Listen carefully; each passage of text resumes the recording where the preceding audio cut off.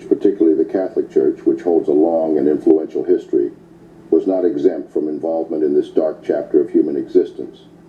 The tragic tale of slavery and its ties to religion reveals a profound contradiction between the Church's teachings of love and compassion and its historical support of human bondage. In this video, we are going to dive into the historical relationship between the Church and slavery, the biblical passages that were at times used by religious leaders to justify and perpetuate this heinous institution.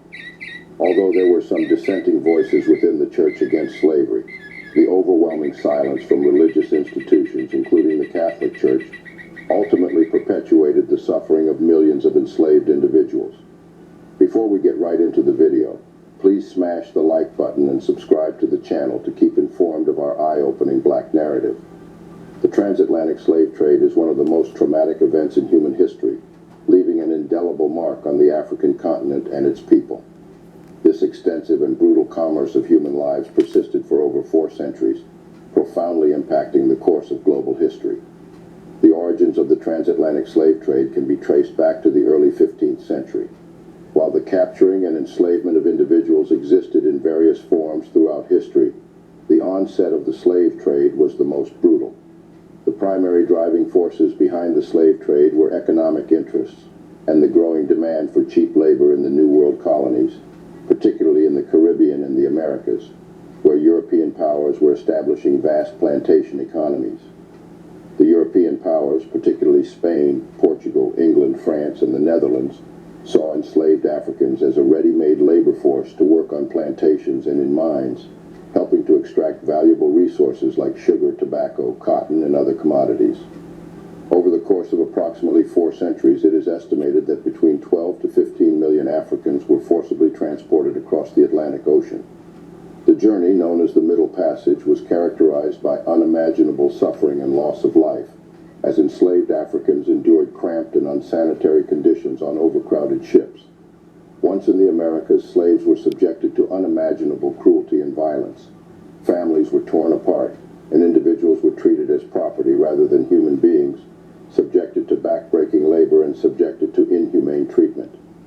Countless lives were lost during the transportation process and through the harsh conditions of slavery, contributing to an immeasurable loss of human potential and dignity. There is no denying it.